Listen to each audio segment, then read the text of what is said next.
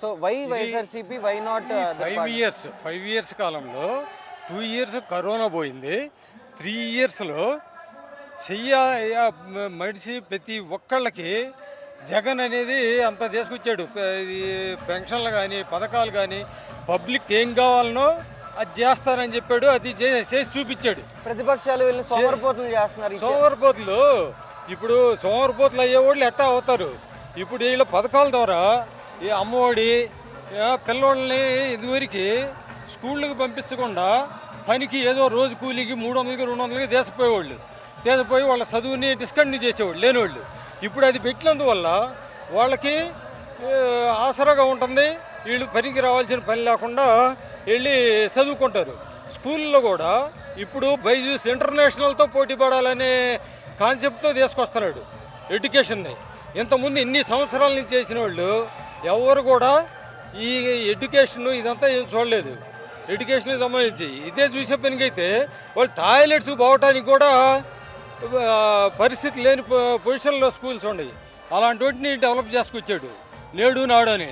అంతా ఏదో ఆటల్లో పోటీల్లో ఏదో కప్పులు సాధించిన వాళ్ళకి మేము 2 కోట్లు ఇస్తాం 3 కోట్లు ఇస్తామని వేలం పాటలు పడి ఇచ్చారు. కానీ ఇట్లా స్కూళ్ళు ఎట్లా ఉన్నాయి, వాటిని ఎలా డెవలప్ చేయాలి అనే ఆలోచన లేదు.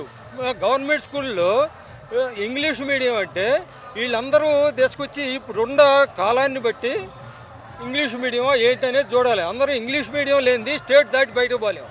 అలాంటి ఇంగ్లీష్ మీడియం వాళ్ళ పిల్లలందరినేమో ఇంగ్లీష్ మీడియం చదివించుకోవాలి. వీళ్ళకి మాత్రం ఇక్కడ మాత్రం ఇంగ్లీష్ మీడియం ఉండకూడదు. అంతా ఇంకా ఈ కోర్టుల్లో పెట్టి చేయకపోతే ఇంకా చాలా చేసేవాడు. కోర్టు అడ్డాలు పెట్టి వాళ్ళు సిస్టమ్స్ని మేనేజ్ చేసి చాలా బ్రేక్ చేశారు. సార్ ఇది 2014 అమ్మఒడి. ఇంకోటి చేయూత అంటే వీళ్ళు డెవలప్మెంట్ ఏదో కంపెనీలు వస్తే నా 1000 మందికి 2000 మందికి ఉద్యోగాలు వస్తాయి అనుకుంటున్నారు. కానీ ఈ ఇండివిజువల్గా ఎవరికి వాళ్ళకి 15 ఏళ్ళు 25 ఏళ్ళు చేస్తే ఎవరింటికి వాళ్ళే ఎంప్లాయర్ అయిపోతున్నారు. వాళ్ళు సొంత బిజినెస్ కూరగాయల మార్కెట్లో వాడు అప్పు తెచ్చుకొని 10,000 అప్పు తెచ్చుకుంటే రోజుకి 2 రూపాయలు వడ్డీ లెక్కన రోజుల లెక్కన డబ్బు వాడు కట్టాల్సి వచ్చింది. ఆ పని లేకుండా వీళ్ళకి హెల్ప్ చేసి ఎవడికి వాడికి ఇంటికి ఒక ఎంప్లాయర్ని తయారు చేస్తున్నట్టు. సిల్లర కొట్టు పెట్టుకునేవాడు ఎవడు ఇంట్రెస్ట్ని బట్టి సిల్లర కొట్టు గేదెలు పెట్టుకునేవాళ్ళు గేదెలు, కూరగాయల వాళ్ళు ఎవడు బిజినెస్ వాడు చేసుకుంటాడు. సోమరోడు ఎప్పుడూ సోమరుగానే ఉంటాడు. వాడు ఇచ్చినా ఇవ్వకపోయినా వాడు సోమరోడే. మద్యాన్ని నిషేధిస్తామని చెప్పాడు. మద్యం నిషేధించడానికి రేట్లు పెంచి ఈ షాపులు తగ్గించుకుంటూ వచ్చి మొత్తం గవర్నమెంట్ కింద పెట్టాడు. అయినా వీళ్ళు అపోజిషన్ వాళ్ళు బీజేపీ వాడు నేను 50 రూపాయలకి ఇస్తాను అంటున్నాడు.